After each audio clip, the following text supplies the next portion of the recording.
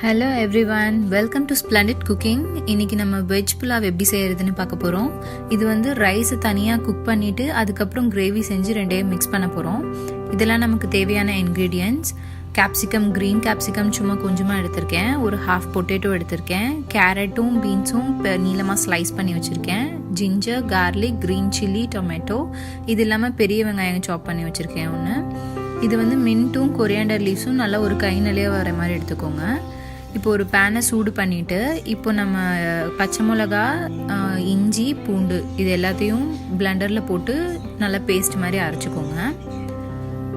நல்லா இப்போ பாருங்கள் பேஸ்ட் மாதிரி அரைச்சிட்டேன். இப்போ வந்து பெரிய வெங்காயம், முந்திரியும் ட்ரை கிரேப்ஸையும் நெய்யில் போட்டு நல்லா வதக்கி வச்சுருக்கேன்.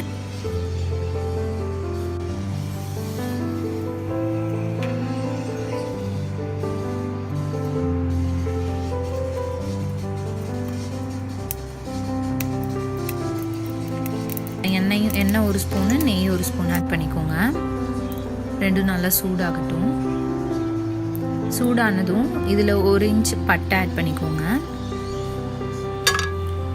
ஒரு அன்னாச்சி மூக்கு ஆட் பண்ணிக்கோங்க.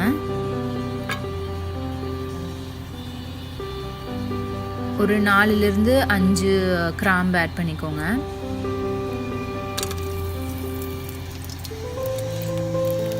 ஒரு 3 ஏலக்காய் ஆட் பண்ணிவிட்டு பிரியாணி இலை ஒரு 2 பிரியாணி இலை மாதிரி ஆட் பண்ணிக்கோங்க. இது கொஞ்சம் நல்லா ஸ்மெல் வரட்டு வரைக்கும் வதக்கிட்டு நம்ம கிரைண்ட் பண்ணி வச்சுருந்த அந்த paste ginger, garlic, green chilli இதெல்லாம் போட்டு பிளெண்ட் பண்ணி வச்சுருந்தோம் இல்லையா, அதை போட்டு நல்லா வதக்கி விட்டுருங்க. அது நல்லா எண்ணெய் பிரிஞ்சு வரணும். அதுலேருந்து அந்த அளவுக்கு நல்லா வதக்கிக்கோங்க, இல்லை ஸ்மெல் அடிக்கும், பச்சை வாசம் அடிக்கும். எப்போவுமே இஞ்சி வந்து நல்லா வதங்கணும், எண்ணெய் பிரிஞ்சு வரணும். இப்போ வந்து ஒரு பெரிய வெங்காயத்தை சாப் பண்ணி வச்சுருக்கேன், அதை ஆட் பண்ணிக்கிறேன். எப்போவுமே பெரிய வெங்காயம் வதங்கிறதுக்கு, ஆனியன் வதங்கிறதுக்கு சால்ட் ஆட் பண்ணும். இப்போது கொரியாண்டரையும் மின்ட்டையும் வந்து நான் சின்னதாக சாப் பண்ணி வச்சுருக்கேன். இப்போ பாருங்கள் நல்லா அந்த ஆனியன் வந்து அந்த டிரான்ஸ்பரண்ட் கலர் ஆயிடுச்சு. இப்போ கொஞ்சமாக மஞ்சத்தூள் ஆட் பண்ணிக்கோங்க.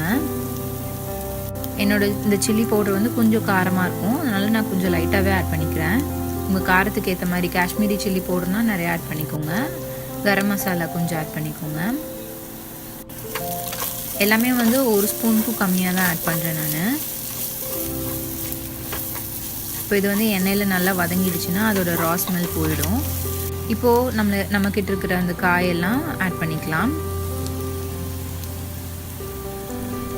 இதுலேயே நீங்கள் காலிஃப்ளவர் இல்லை க்ரீன் பீஸ் அந்த மாதிரி உங்களுக்கு எது வேணுமோ அதை நீங்கள் ஆட் பண்ணிக்கோங்க. இது நல்லா ஒரு தடவை வதங்கட்டும் எண்ணெயில். இப்போ நம்ம சாப் பண்ணி வச்சுருக்க கொரியாண்டர் மின்ட்டு அதையும் ஆட் பண்ணிக்கோங்க. இப்போ இது எல்லாமே நல்லா கலந்து விட்டுட்டு இது கொஞ்சம் நேரம் நல்லா அந்த காயெல்லாம் ஒரு 80% குக் ஆனால் போதும். ரொம்ப சாஃப்டாகிடுச்சு அப்படின்னா அந்த மெல்லும் போது நல்லா இருக்காது. இப்போ வந்து ஒரே ஒரு தக்காளி தான் நான் ஆட் பண்ணுறேன். ஆட் பண்ணிவிட்டு சும்மா அந்த காய் வேகிற அளவுக்கு கொஞ்சமாக வாட்டர் ஆட் பண்ணிக்கோங்க. இப்போது 1 ஸ்பூனுக்கும் கம்மியாக வந்து லெமன் ஜூஸ் ஆட் பண்ணிக்கிறேன். 1 ஸ்பூன் கர்டு, நல்லா 1 spoon full of curd add பண்ணிக்கிறேன். நல்லா மிக்ஸ் பண்ணிக்கோங்க.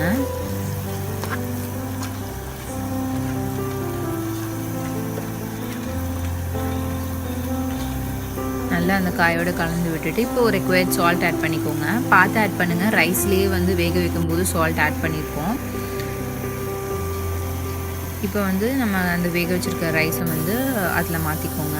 நம்மளோட பேனில் மாற்றிட்டு ரைஸ் உடையாத மாதிரி கிளறி விட்டுருங்க. ரைஸ் உடஞ்சா நல்லா இருக்காது, சும்மா அப்படியே திருப்பி விட்டுருங்க. அவ்வளோதான், ஃப்ளேமை குறைச்சிக்கோங்க. இப்போ வந்து 1 ஸ்பூன் நெய் ஆட் பண்ணுறேன். இப்போ ஃப்ளேமு கிட்டத்தட்ட ரொம்ப லோவில் வச்சு பண்ணுங்கள், கீழே அடி பிடிச்சிடக்கூடாது. ஸோ இப்போ வந்து இதை நம்ம பாக்ஸில் மாற்றிக்கலாம்.